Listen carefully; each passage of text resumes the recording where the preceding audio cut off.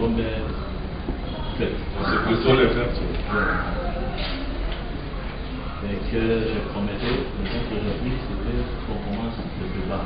Le tribunal aurait effectivement voulu qu'on commence avec le traducteur, malheureusement. On n'a pas retrouvé la pièce, heureusement le temps d'aujourd'hui, on l'a pas sur le banc. Je crois qu'on peut commencer avec le produit en cours, donnant la parole pour l'acte.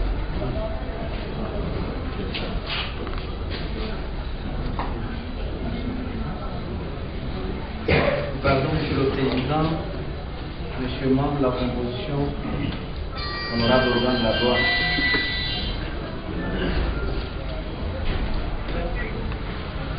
Docteur Jean-Pierre Tanton, qu'on présente contre nous, vient pour que le tribunal lui dise ce qu'il a fait. Il n'a pas de fait à vous relater, plutôt qu'il apporte en quelle disposition pour qu'il réponde à vos questions, Monsieur le Président. Là, ce qu'il m'a dit. Merci beaucoup, Monsieur le Président. Si nous sommes ici par devant vous, et donc le prévenu est ici, c'est pour assurer sa défense. La défense par rapport aux faits qui sont mis à sa charge par le ministère qui les poursuit. Donc nous aimerions, nous, à ce stade, ou à ce niveau des procédures, que la parole soit donnée au ministère public afin que celui-ci nous éclaire et détaille les faits qui fondent son accusation. Peut-être, étant donné que le ministère public instruit à charge et à décharge, qu'il se serait entre-temps rebiffé que les faits pour lesquels autrefois il se serait trompé ne constituent plus des faits infractionnels, ou simplement il retire son accusation. Et donc, il est de bon droit, ou il serait de bon droit, que le ministère public prenne la parole en premier et qu'il dise le pourquoi il traîne par devers vous, les prévenus que voilà. Nous avons dit, Monsieur le Président. Merci. Évidemment, ce que dit le circonspect. Je pense qu'il y a aussi des bons procédés, parce que chaque partie procède à sa version des faits. Pour autant que vous disposez de pièces de dossier et de l'acte de la commission,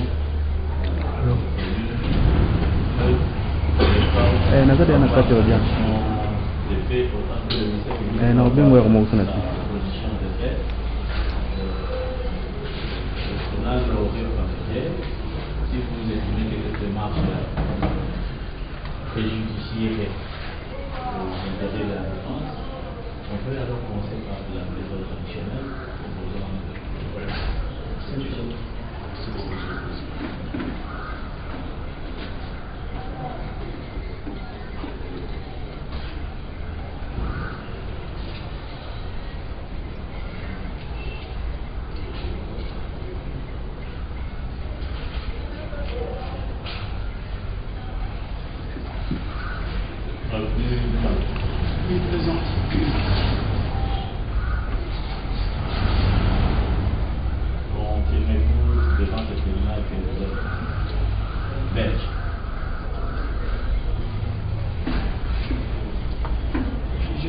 D'origine congolaise, ça voudrait dire que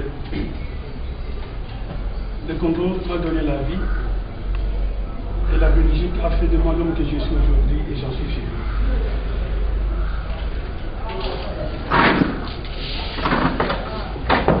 Ça fait combien de temps vous avez perdu la nationalité congolaise?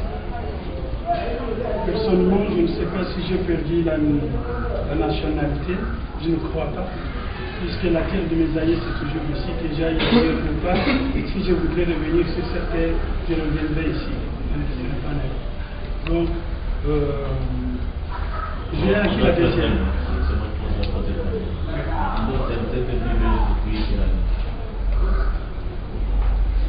Si j'ai une bonne mémoire, 1992, quelque chose comme ça. 92.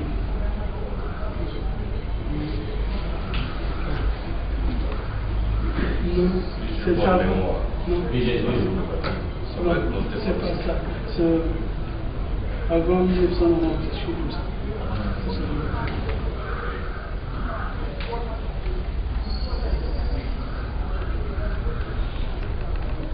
Si vous avez posé cette question, si vous avez, parce que je disais que vous avez perdu la nationalité congolaise parce que la loi congolaise n'accepte pas le principe de double nationalité. Hein? Mais c'est de votre droit de dire que vous êtes toujours congolais.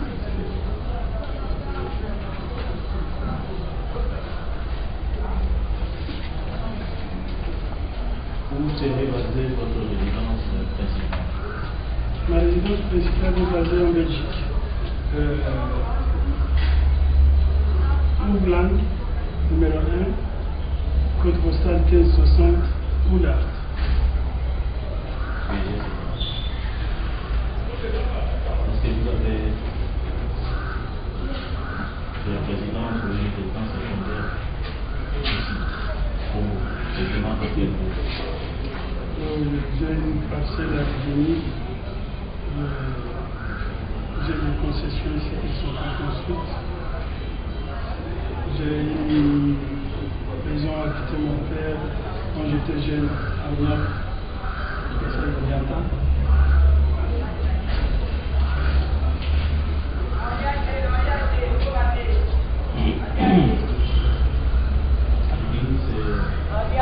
c'est une résidence. Oui.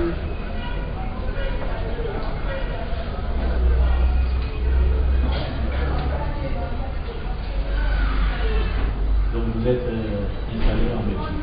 Oui. Au cours des dernières années, Oui.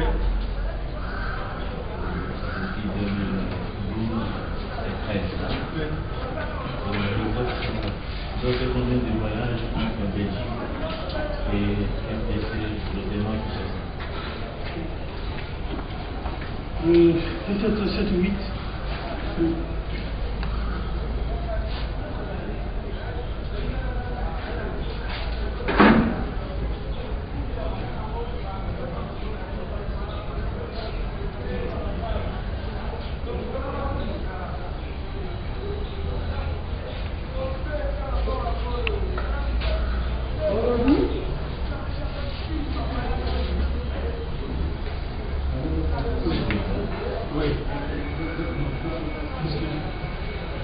M'excuserez, Monsieur le Président, de vous interrompre si le ministère public est d'accord.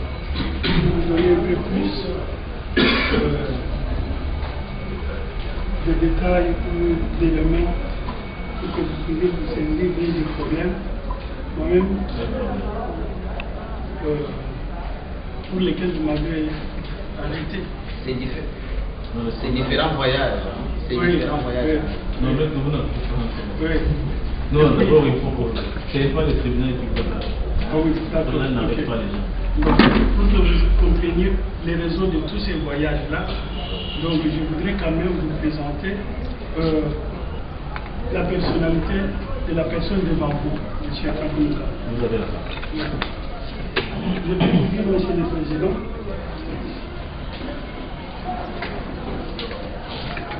qu'aujourd'hui, je suis un homme heureux et très heureux, puisqu'après une année de détention à la prison de Ndolo, j'ai l'occasion et la chance de m'exprimer librement, et même si en réalité je ne le suis pas encore. Permettez-moi de vous présenter, comme je vous l'ai dit tout à l'heure. De toute mon enfance, Monsieur le Président, de toute mon adolescence, de toute ma vie en tant qu'homme, j'ai été et je suis imprégné de caractère d'homme social, disponible, serviable et puis donc pragmatique.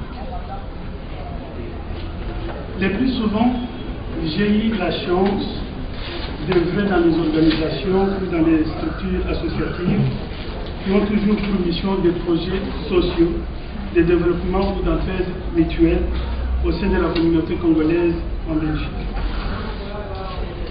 Dès la fin de mon adolescence, début des études universitaires, je fus représentant des étudiants étrangers auprès de l'aumônerie protestante de l'Église protestante unie de Belgique. Moi-même, je fus membre et cofondateur d'une chorale protestante africaine. Je fus le premier président et cofondateur du cercle des étudiants zaïrois à l'époque en médecine à l'ULB. Je fus membre et secrétaire d'une ASBL dénommée AKEL, Association d'entraide mutuelle Kassaïen. J'étais membre d'une ASBL, Association Paysans d'Afrique, Niami. Je suis président et cofondateur de la Fondation Debout Congolais. Je suis président et cofondateur du mouvement Debout Congolais. Je suis médecin spécialiste en anesthésie et réanimation, spécialiste en médecine aiguë ou médecine de catastrophe. Monsieur le Président, oui, j'aurais pu encore continuer, mais je ne peux pas. J'aurais pu laisser aux autres le soin de faire mes éloges, mais je ne peux pas. J'aurais pu lire dans les pensées des gens, mais je ne pouvais pas. J'aurais pu, oui, j'aurais pu. Mon seul souci n'est ni de pouvoir vous étaler mes prouesses, mais au contraire vous témoigner mon profond attachement à toute entreprise humaine et sociale qui œuvre pour l'intérêt général de la communauté, et de mon attachement profond à la terre de mes alliés qui est le Congo. Ceci vous permettra d'appréhender le contour de cette affaire et de ma personnalité. Monsieur le Président, voici en quelques lignes la genèse des faits. La Fondation Debout Congolais, composée des Congolais de la diaspora, avait pour mission philanthropique un centre de réflexion des projets de développement pour la société congolaise. Notre champ d'action était prioritairement la jeunesse et l'enseignement. Et pourquoi?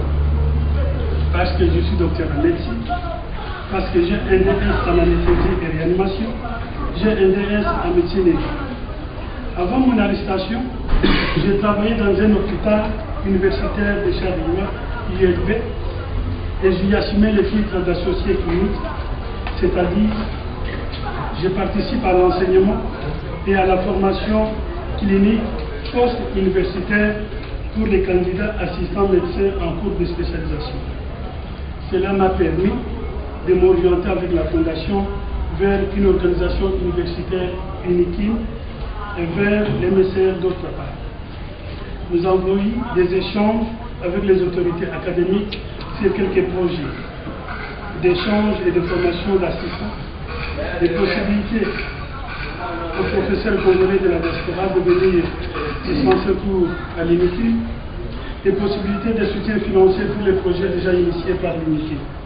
Malheureusement, nous n'avons pas pu évoluer pour des raisons qui sont ou qui étaient indépendantes de la Fondation. Pour MSR, Monsieur le Président, certains projets ont été travaillés ensemble et exécutés. Mais cette collaboration n'a pu aussi continuer parce que la Fondation n'a pu trouver l'espace pour s'exprimer pleinement au sein de MSR. Et plus tard, nous avons créé le mouvement Debout Congolais, une structure politique avec une vision citoyenne et responsable. Raison pour laquelle certains de mes voyages avaient pour objet la création et l'installation du mouvement Debout Congolais sur le sol congolais.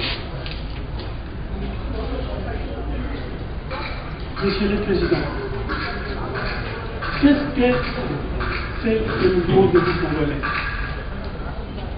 Le mouvement Debout Congolais, contrairement aux allégations du gouvernement, en l'occurrence du ministre de l'Intérieur, le mouvement Debout Congolais n'est pas un mouvement insurrectionnel, mais au contraire, un parti politique composé de femmes et des hommes congolais responsables, résidant au Congo, et de la diaspora congolaise à travers le monde. Pourquoi le mouvement Debout Congolais existe-t-il? Le mouvement Debout Congolais est un parti politique qui a pour mission, pour objectif de répondre aux aspirations du peuple congolais. Aspiration du bien-être social, physique et matériel. Aspiration à la dignité et à la fierté à travers le concert des nations civilisées. Pour ce faire, notre projet de société repose sur les principes qui définissent notre devise, les Congos pour les Congolais. Que veut dire les Congos pour les Congolais? Pour éclairer le public et le peuple, je vais pouvoir aborder 3 points tirés du quotidien de la population avec des exemples concrets. Le premier point, Monsieur le Président. Les Congos pour les Congolais voudrait dire que toutes les potentialités du pays, du Congo, en termes de ressources humaines, en termes de ressources naturelles, qui ont fait et qui font de ce pays un grand et beau pays riche, qu'il fut appelé et est toujours appelé des scandales géologiques et des scandales de beauté naturelle.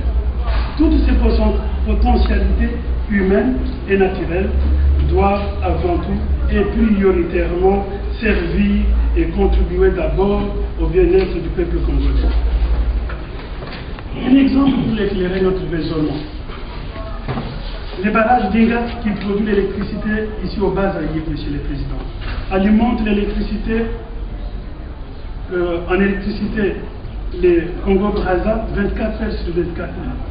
7 jours sur 7 jours la semaine, 30 jours sur 30 jours les mois, 12 mois sur 12 mois l'année. Puis ce courant traverse le Congo, passe par les Kassai, puis par Katanga, franchit de nouveau nos frontières, alimente la Zambie, la Namibie, l'Afrique du Sud et que sais-je encore. Alors que certains villages ou certaines villes proches du barrage ne sont même pas éclairés. Et que les Kassai ne connaissent jamais ce que c'est le courant, même les Bandundu. Et c'est pareil pour l'Équateur et j'en passe, Monsieur le Président. Donc, les Congos pour les Congolais voudraient dire, avant de servir les courants à nos voisins, nous devons d'abord veiller à ce que nos propres enfants, car il y a des hôpitaux, des écoles et des habitations où il n'y a pas encore d'éclairage dans notre pays. Deuxième exemple, Monsieur le Président. Je pense que vous pouvez avoir une bonne mémoire, si vous pouvez vous souvenir de l'an 2005 ou dans l'an 2006, je n'ai pas encore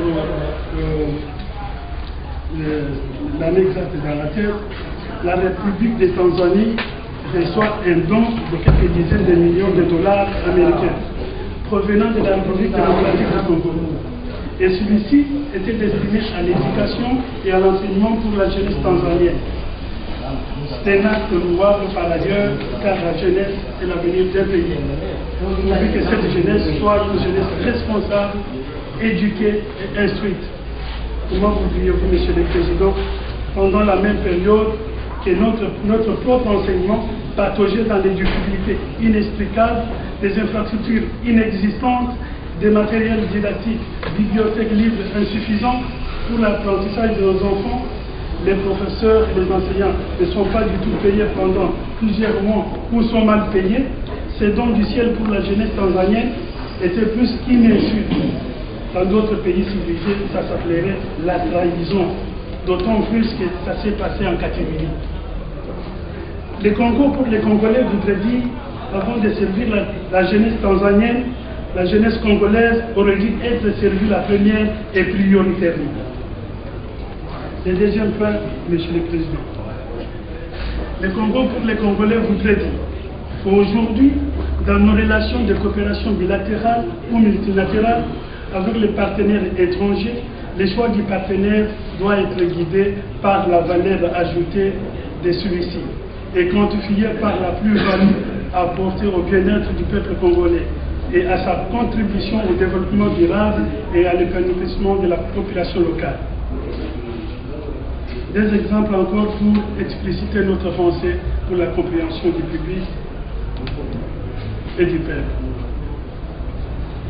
Le premier exemple, il y a quelques années, Monsieur le Président, la société Miba au Kassai, gérée à son temps par l'État, et une société étrangère qui s'appelait Société Générale. Et pour cela, nous prenons à témoin les travailleurs et les agents cadres et leurs enfants de cette société-là. La présence plutôt de la Société Générale comme partenaire a apporté une plus-value au bien-être, non seulement aux familles des travailleurs et aux agents, mais aussi à la population locale. Les écoles étaient construites avec des structures adéquates, des niveaux d'enseignement de grande qualité. Et ce fut pareil pour les hôpitaux. Actuellement, Monsieur le Président, l'activité de l'AMIBAC a été confiée à des partenaires d'Asie. Leur présence est une lettre qui montre au bien-être des travailleurs et de la population locale. Ce qui vaut pour l'AMIBAC ne fait pas exception. Le deuxième exemple, Monsieur le Président. Je prends un exemple pas très long. C'est la construction de la route qui quitte l'aéroport Ndili vers le centre de Kinshasa, qui a été confiée à une société de partenaires d'Asie. Mais ce sont des travailleurs congolais qui y travaillent avec des moyens la plupart rudimentaires, des houes, des bêches, des pioches et des brouettes. Qu'importe le temps que ça mettra pour finir les travaux, mais la question qu'on se pose est suivie. Les jours où ces partenaires retourneront chez eux, qu'en restera-t-il? Certainement, il n'y aura que des houes, des pioches, des bêches et des brouettes, et tout ceci après 3 utilisations, leur durée de vie sera atteinte. Ces travailleurs qui sont engagés, la plupart journalièrement et payés sur le même monde, malgré leur travail manuel aussi dur et difficile, sous un soleil accablant, avec des risques d'accidents de travail élevés, quand on ausculte leur niveau de vie, il a encore moins de ces mamans qui vont les chiffons ou les baigner de longue durée. Monsieur le Président, savoir choisir un partenaire fiable, sûr, qui apporte une plus-value au bien-être du peuple et de la population et qui contribue au développement durable et à l'épanouissement de la population est notre devoir. Le Congo pour les Congolais, c'est protéger l'héritage de nos ancêtres, les Congolais, son patrimoine culturel et naturel, ses enfants, ses femmes et ses hommes. Ce n'est pas brader ses ressources ni dilapider ses richesses.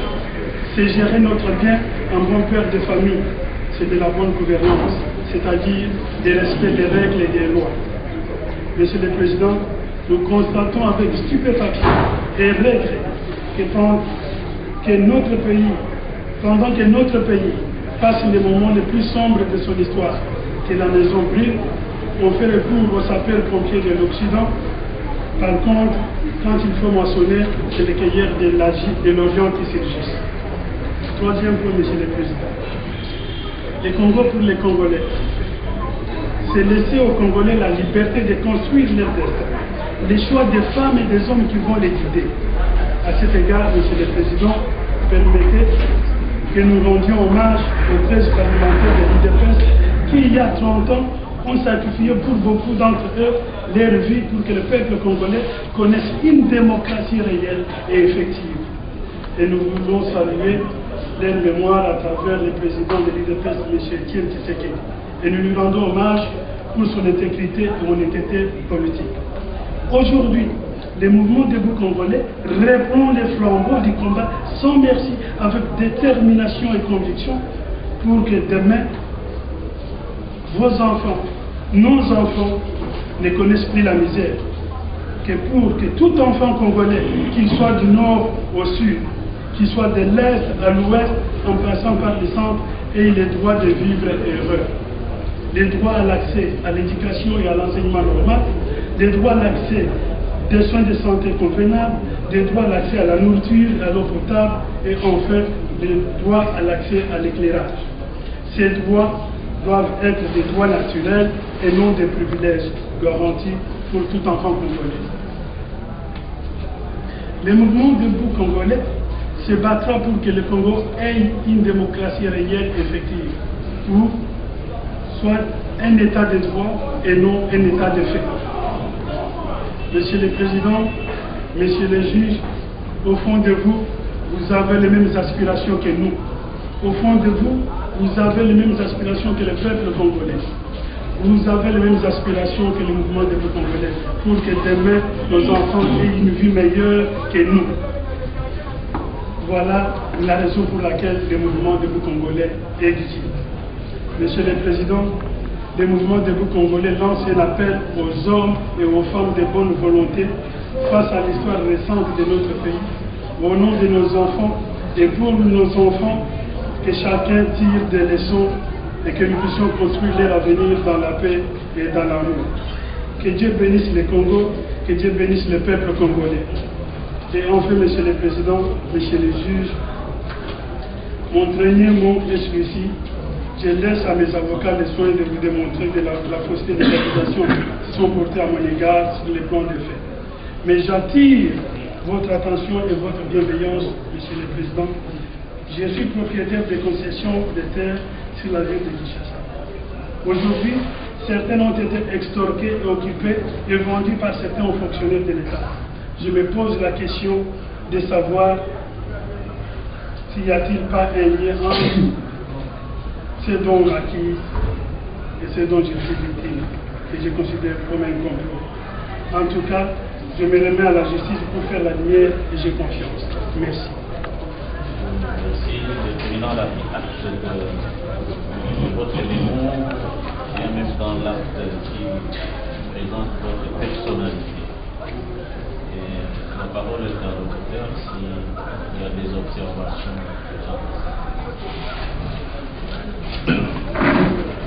Merci beaucoup, Monsieur le Président, de nous avoir accordé la parole. Distingué membre de la composition, nous avons suivi avec intérêt beaucoup d'attention les discours faits par le Président auquel nous connaissons le discours, Monsieur le Président. Le plus beau d'ailleurs que nous connaissons. Vous saurez bien épingler lors de sa présentation, il n'est que président. Voilà, Monsieur le Président, justement le président. Le fait, heureusement tu as pris ça à point,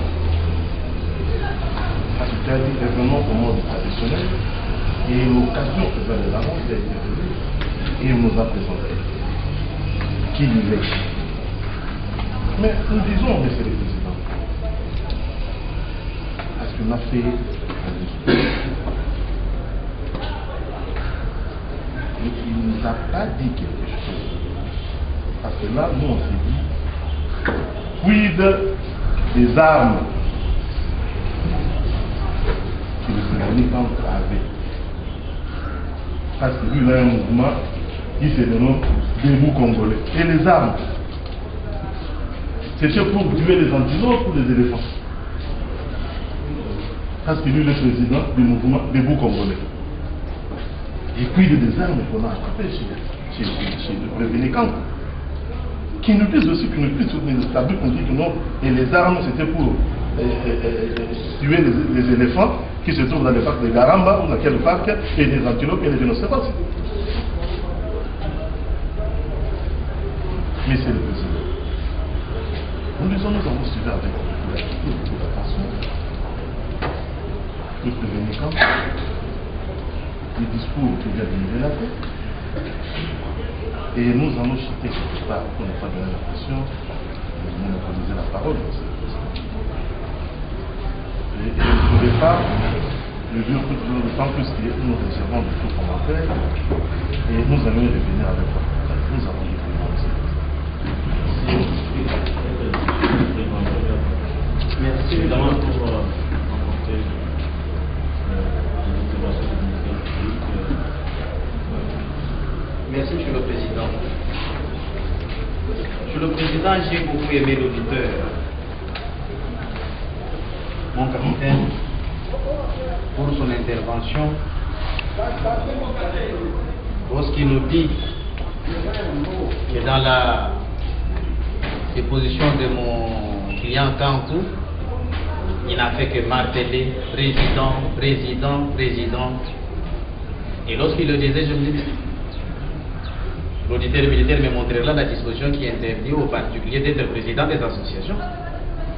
Et quand vous dites qu'effectivement il est président de telle association, de la chorale telle, tout ça, depuis son enfance, jusqu'ici. C'est à l'auditeur militaire de lui refuser ça. Deuxièmement, monsieur le président, j'ai aimé encore l'auditeur militaire lorsqu'il affirme que ce monsieur qui n'est que président n'a pas eu à nous dire, parce qu'il lui-même dit, quid des armes qu'on a attrapées chez lui, c'était pour tuer des antilopes. Je parle de Garand. Monsieur le Président, moi je pensais que l'auditeur pourrait ici et maintenant nous montrer les armes qu'il a attrapées chez Camp. D'autant plus que, Monsieur le Président, les PV des acolytes de l'État, les PV des acolytes de l'ANER et du ministère public, ces PV-là nous disent clairement que nous avons eu à réunir dans nos différentes unités certaines des armes pour les comptes de camp. Ce sont les PV qui parlent. Peut-être, bon, en fait, au nom de l'unicité du ministère public, bon, le ministère est là, peut-être qu'il n'a pas vu ça, Monsieur le Président. Je vais jeter un coup d'œil sur ce PV-là. Oui, je vais lire l'extension de votre tribunal. Pour évaluer le besoin, ça c'est la dénonciation du colonel Mirindi, faite à la direction des renseignements généraux. Il dit ceci: pour évaluer les besoins, oui, code 15K du ministère public, pour évaluer les besoins de M. Jean-Pierre Camp, par rapport à son projet, nous nous sommes organisés à avoir une quantité d'armes de nos unités. C'est ce que Mirindi dit. Dans les différentes unités de la police nationale congolaise, une partie au groupe d'intervention militaire, une partie aux unités Mbata, une partie à la police d'intervention rapide. Donc ces armes-là ont été rassemblées. Donc lui-même dit qu'il s'est organisé, code 15K du ministère public, in fine. Donc c'est le colonel Mirindi qui s'est organisé parce qu'il avait préalablement posé les problèmes à ses chefs hiérarchiques. Et ils se sont organisés à rassembler les armes dans les différentes unités de la police nationale congolaise. Alors on ne sait pas. Ce sont des questions que nous aurons à poser le moment opportun. Parce que je sais, oui. Vous n'avez pas perdre de fil d'idée. Parce que lorsqu'on retire une arme ou des armes dans un poste de police ou au magasin d'armement, on a toujours établi un bon coup ou un bordereau. Donc c'est une décharge que la personne qui retire des armes signe. Ce sont des notions que vous maîtrisez à perfection. Est-ce que le ministère public pourra nous produire ces preuves-là? Les bons coups ou les bordereaux signés par Mirindi, retirant les armes qu'on va nous présenter, je pense ultérieurement. Les bons coups signés ou les bordereaux signés, dont les décharges signées par les colonels Mirindi, avant de retirer ou de prendre les armes dans les différentes unités de la police. Nous avons dit les confrères fait enchaîner. Merci, Monsieur le Président. Je n'ai fait qu'emprunter ces yeux comme vous venez me dire, Monsieur le Président. Voilà.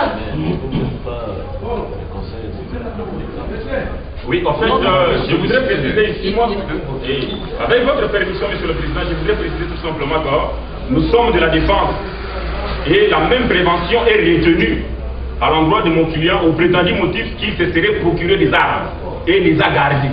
C'est pourquoi nous avons fait cette observation-là. Merci, Monsieur le Président. Je rencontrais la préoccupation de l'auditeur militaire qui s'est posé la question de savoir quid des armes qu'on a trouvées chez Kankou. Mais les PV disent clairement que ces armes-là n'ont jamais été trouvées chez Kankou.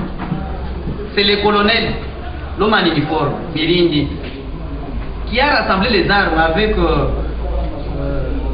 tout le monde en uniforme et qui ont amené ces armes dans une petite résidence, dans un flat hôtel. Quand on n'a jamais vu ça, Monsieur le Président, je suis étonné que l'auditeur pose la question quid des armes qu'on a trouvées chez lui. Il n'y a aucune pièce. Je le mets à défi. S'il peut ici et maintenant nous produire ne fût qu'une pièce de votre dossier ou de son dossier à lui, qui témoigne que quand il a gardé les armes, c'est à lui de répondre, Monsieur le Président. Merci. Merci beaucoup, Monsieur le Président. Lorsque Monsieur l'auditeur a pris la parole, j'ai été très heureux et mon confrère a dit qu'il a beaucoup aimé. Justement, aujourd'hui, il n'a pas eu la pluie. Le soleil est accablant. Le temps a été très propice à sceller le mariage. Le mariage entre la Défense et le ministère public. Lorsqu'effectivement, le ministère public a dit, et là ça m'a inquiété, qu'il ne se présente dès le début que comme président. Président. Dans mon fort intérieur, je me suis demandé si tout président pouvait être capable ou n'était capable que d'être président d'un mouvement insurrectionnel. Sinon, même vous, Monsieur le Président, vous seriez mis en danger. Mais c'était un étudiant modèle qui a dû être rassembleur de ses collègues à tous échelons de sa formation. Ça doit être précisé. Si le moment nous est permis, si le moment peut être propice, Monsieur le Président, mes confrères m'ont dit, je ne sais pas si le ministère public est au courant de l'adresse de M. Kankou au moment où on saisissait les armes.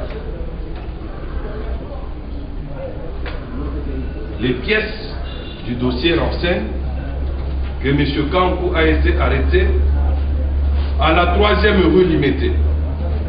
Les pièces renseignent davantage que les fameuses armes ont été trouvées à la petite résidence dans la commune de Lemba à Rigini. Où est le lien? Il n'y en a pas, Monsieur le Président, et donc, au sujet des armes, effectivement, il y en a qui existent pour tuer les antilopes et les éléphants, et ce sont des viandes comestibles qui nous intéresseraient aussi. Mais, ici, quand on n'en sait rien, il est incapable, comme il est là, de manipuler une arme, même de la décrire. Peut-être quand on la mettra devant lui, il pourrait décliner sa couleur, à la limite, mais tout le reste, ça ne peut pas être de son chef. Nous avons dit, Monsieur le Président. Merci. Il y a une réplique? Non. Merci de m'avoir accordé la parole, Monsieur le Président. Distingué membre de la composition. Ça me rappelle une phrase qui disait Jules César, oui, dit oui, mais oui. Évidemment, vous sentirez qu'au propos de la défense, certes, ils essayent d'appuyer le prévenu Kankou comme pour dire que c'est un bon citoyen. Alors que nous l'avons amené par devant votre tribunal pour dire que ce n'est pas un bon citoyen, Monsieur le Président. Monsieur le Président, j'ai été martelé quand, à partir de la défense, dit que non, écoutez, vous aussi, Monsieur le Président, certes, vous serez aussi en danger. Mais pourquoi? Pourquoi, Monsieur le Président? Cela m'étonnerait parce que quand il dit que le lien, mais c'est quand il a été arrêté au niveau de la 3e rue. Et les armes, c'est au niveau des Guinées. À quoi ça arrive tout ça? Donc il faut nécessairement, quand il faut arrêter Kankou, il soit à Guinée ou bien au niveau de la 3e rue avec les armes. Je ne sais pas, je crois que vous avez lié à l'intention de M. Kankou la décision de renvoi. Nous avons dit que nous avons donné un moment. Oui, la petite réplique ne peut pas manquer. Oui, Monsieur le Président. je suis d'accord avec le ministère public lorsqu'il s'étonne ou lorsqu'il n'arrive pas à comprendre ce que l'estimé confrère vient de dire. Je le comprends pourquoi, mais tout simplement parce que c'est l'unicité du ministère public et c'est interchange à tout moment. C'est que celui qui a préparé le dossier est différent de celui qui le soutient aujourd'hui. C'est pourquoi mon capitaine n'a pas compris. Mais nous allons faire un effort pour lui faire comprendre. Monsieur l'auditeur, en fait, je m'adresse au tribunal, mais c'est le débat entre nous. L'auditeur affirme ici et maintenant quid des armes trouvées chez Kankou. C'est ainsi que mon estimé confrère dit. Quand vous allez qu'il a comme domicile, moi-même je ne sais même pas prononcer l'adresse là de l'Europe, je ne sais pas. Il dit comme ça. Il habite l'Europe. Il vient ici en promenade.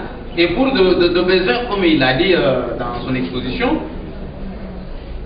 et l'estimé confrère vous dit, la petite résidence, là c'est un flat hôtel. Vous et moi, nous pouvons aussi y aller nous reposer. Ça n'appartient pas à Kankou ici et maintenant que je regarde, Monsieur le Président. Mais lorsque Kankou arrive le 3, il atterrit sur 3e rue, à Limité, dans une famille. Mais on retrouve les armes à Rigini. Où est les liens qui existeraient entre Kankou et ces armes-là, d'autant plus qu'au dossier, Monsieur le Président, aucun PV n'atteste que Kankou a vu ces armes et que Kankou les a signées, a reconnu. Voyez-vous? Autrement dit, la défense enchaîne. Merci beaucoup, Monsieur le Président. Ça nous étonne. Si nous insistons sur la question de la 3e rue, c'est simplement pour porter à la connaissance du ministère public que Kankou résident, pour bien dire les choses, domicilié en raison de l'unicité du domicile, domicilié en Europe, précisément en Belgique, arrive au Congo et va loger au lieu qui aujourd'hui peut être considéré comme une résidence en droit. C'est dans cette famille, à la 3e rue. C'est là qu'il résidait. C'est là qu'il avait ses objets. Tout ce qu'il avait. Il arrive le 3. Et c'est là qu'il est arrêté le 4 parce qu'il y a passé nuit. C'est là sa résidence. Monsieur le Président, honorable membre de la proposition, que ne peut-on pas se demander comment est-ce que, au bout d'une nuit, alors que quelqu'un arrive faisant régulièrement ce genre de voyage, je sais que lorsqu'on arrive autour de 19h45, pour récupérer ses bagages, on peut prendre plus d'1 heure. Et donc arriver au lieu de sa résidence autour de 22h. On est fatigué, on se repose. Et le matin, entre 8h30 et 9h, quand vous êtes appréhendé à son lieu de résidence, il est arrêté là. Il n'y a pas de PV de saisie d'objets qui renseigne qu'en ce moment-là, Kankou est détenteur d'armes. Où est-ce qu'il les a eus? Au contrario, Monsieur le Président, il y a plutôt au dossier. Il gît au dossier une pièce qui renseigne l'origine, les lieux et l'endroit où ont été placées les armes. Voilà, Monsieur l'auditeur, nous croyons vous avoir donné une réponse qui pourrait amplement éclairer votre religion afin d'instruire à des charges au cours de cette procédure. Merci beaucoup. Pour enchaîner, Monsieur le Président, une petite question. Mais nous, la défense des camps pose aussi la question. Au vu de pièces que nous venons de lire, que pense l'auditeur militaire des garnisons? Parce que nous lui disons avec pièces à l'appui que, mon auditeur, les pièces là ont été ramassées par vos frères en uniforme, dans vos unités, hein? Et ils sont allés déposer quelque part, papa. Et maintenant qu'ils disent tout de ces armes-là. Je m'excuse, parce que papa, je vous en prie, Monsieur le Président. Écoutez, pourquoi exagérer? Je demande pardon, Monsieur le Président. Des appellations reconnues par Merci. Les avocats de la défense, il y a le prévenu, il y a le juge et le ministère public. Les avocats n'aiment pas qu'on nous appelle monsieur ou ou Yaya, je ne sais même pas. Donc on les appelle avocats. Parce que vous êtes là comme avocat, le représentant du ministère public est là comme tel. Pourtant qu'on ne peut pas appeler le juge papa, parce que je ne suis pas papa ici. Il faut éviter ça, il faut retirer. Monsieur le Président, j'ai été. Je pense qu'on ne peut pas faire débat sur tout ça. Nous étions en train d'examiner la première action. Le premier Kankou a préféré faire une sorte de mémo, présenter sa personnalité et expliquer au tribunal ce qu'il entendait par mouvement debout congolais. Il a expliqué ça. Le tribunal a retenu quelque chose. Vous pouvez me poser trois petites questions. Est-ce qu'on ne peut pas terminer ça? Vous voulez faire objection? Oui, parce qu'une question est posée, Monsieur le Président. Vous passez à autre. Je m'excuse, Monsieur le Président. En fait, je m'incline. Si j'ai dit au ministère, j'appelle le ministère, pardonnez-moi, c'est l'auditeur militaire. J'ai posé la question de savoir que pense-t-il des PV que nous venons de lire, hein? Que pense-t-il de ces PV-là? Parce que lui dit que les armes ont été trouvées chez Kant. J'ai la jurisprudence et je sais ce que je fais. Merci, Monsieur le Président. Donc je disais, le prévenu a demandé la parole pour faire ce que j'appelais mémo ou le discours, les autres appellent ça discours. Mais lui, il a dit qu'il voulait expliquer au tribunal sa personnalité et faire comprendre au tribunal ce qu'il entendait par mouvement debout commun, un parti politique. Avec, là, quand elle expliquait les objectifs de son parti ici. Ça ne concernait pas les armes. Et je pense que je ne vais pas revenir sur la question des armes. Parce que le prévenu, quand n'est pas poursuivi au chef de détention des armes, il est poursuivi des infractions prévues aux articles 182, 185, 195 du Code pénal ordinaire. Il s'agit là de trahison, complot, espionnage, attentat. Le tribunal était en train de suivre sur l'infraction de l'espionnage. Parce que cette infraction ne peut être, au regard de l'article 185, ne peut être commise que par un étranger. Il ne faut pas amener le tribunal à examiner une autre. Parce qu'on ne peut pas examiner deux infractions au même moment. Il n'est pas exclu qu'au moment où le tribunal sera appelé à examiner l'infraction de la détention illégale des armes mise à charge du prévenu Ngombe, que des questions soient par ricochet posées au prévenu. Non, sans ce moment-là, peut-être qu'on peut lui poser une question et le tribunal appréciera s'il peut répondre à cette question parce qu'il n'est pas poursuivi de c'est qu'il faut noter.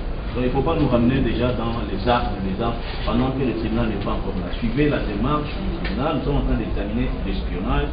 Le prévenu nous a interrompu pour qu'il explique au tribunal ce qu'il est et puis ce que le tribunal peut entendre par mouvement début congolais parce que tout est parti par là. Parce qu'il avait un mouvement où il a été... Oui, merci, Monsieur le Président. Monsieur le Président, moi-même j'ai peur. Quand je demande parole, je dis, bon, peut-être j'exagère. Mais je n'exagère pas, je suis là pour la défendre. Merci, Monsieur le Président. Monsieur le Président, je vois des journalistes qui prennent des films ici, le film, ça passe à la télé, et on va suivre le ministère public. Je m'excuse vraiment, j'insiste. On suivra le ministère public. C'est le ministère public qui a saisi votre juridiction. Votre juridiction a été saisie par voie de la décision de renvoi.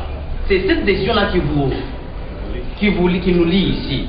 Mais c'est lui qui vous saisit, c'est l'auditeur, qui nous dit, qui vient de dire, et ça va passer à la télé, qui nous dit que quand ici, on a trouvé des armes chez lui, et ça va passer, l'opinion, hein, vous voyez, Monsieur le Président, l'opinion apprendra que quand on a des armes, Monsieur le Président, que j'ai terminé. Vous m'avez d'abord interrompu, vous m'avez attaché la parole. Et c'est pas ce que vous ne pouvez pas comprendre. Je viens de le dire. Si. Je viens déjà de répondre à cette question, que le prévenu Kankou n'est pas poursuivi du chef de détention. On n'a jamais poursuivi, on n'a jamais arrêté le prévenu Kankou parce qu'il avait des armes. Non. L'accusation n'a jamais dit que Kankou avait des armes. Je viens de le dire. Non, moi je viens de le dire. C'est moi le président. Merci. Hein? On ne peut pas poursuivre, nous les tribunaux, on ne peut pas examiner à l'égard du prévenu quand il est poursuivi des chefs de... Non, on n'est pas saisi de ça. Cette infraction est mise à charge du seul prévenu du videur. Ok? Le prévenu quand il est poursuivi pour espionnage, complot, tout ce que vous savez, sauf l'infraction de détention. Là, on n'a jamais arrêté. Et puis, cette question a été déjà vidée. Vous avez même traité des exceptions autour de ça. Il a été démontré que les armes ont été saisies dans un cadre d'hôtel, quelque chose comme ça, entre les mains du tenancier de l'hôtel. Okay? Alors pourquoi vous voulez qu'on revienne sur ça? Nous ne sommes pas ici pour la presse. La presse ne suit pas seulement ce que vous dites, mais aussi ce que le tribunal est en train de faire. Le premier camp n'est pas poursuivi pour détention de l'arme. On ne l'a jamais arrêté parce qu'on aurait trouvé entre ses mains des armes. Non, on ne l'a jamais trouvé avec des armes. C'est ça ce qui dit l'accusation. Et c'est pour cela qu'il n'est pas poursuivi du chef de cette infraction. N'amenez pas le tribunal à examiner ces faits-là pendant que le prévenu n'est pas poursuivi de ces faits. C'était une façon de terminer ce débat pour nous permettre de poursuivre l'instruction. Nous sommes en train d'instruire, je vous le rappelle, que vous n'étiez pas en train de comprendre cela sur l'infraction d'espionnage. Nous pouvons poser le prévenu des questions sur sa nationalité. Parce que la vie d'adversaire dit que cette infraction ne peut être commise que par deux étrangers.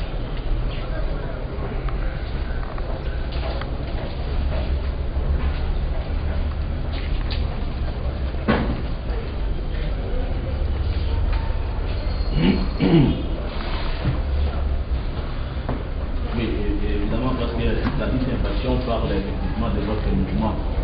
Oui. Ici, il faut que je pose une petite question.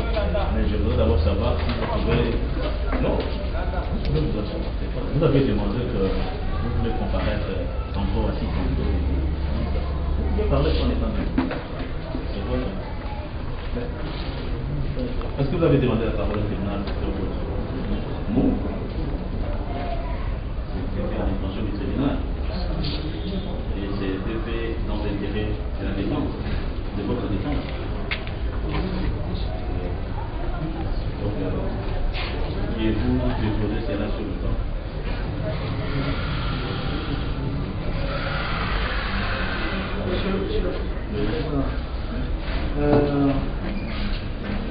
La défense s'organise pour vous donner toutes les pièces nécessaires à la défense. Je n'ai pas demandé toutes les pièces nécessaires, j'ai demandé une pièce. Son menu. C'est ainsi que nous allons y va préparer. Ça n'a pas possible de poser ça avec le. Non, il y a trop de. Voilà,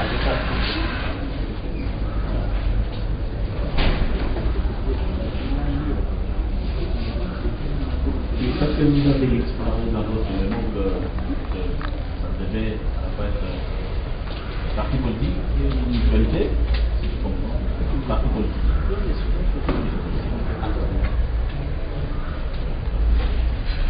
Excusez-moi, monsieur le Président. Il est important que nous précisions qu'il le dit. Il était d'abord président de la Fondation des Bou-Congolais, qui a collaboré avec le MCR et il est devenu président et cofondateur du mouvement des Bou-Congolais, parti politique en devenir. Ça doit être acté comme cela.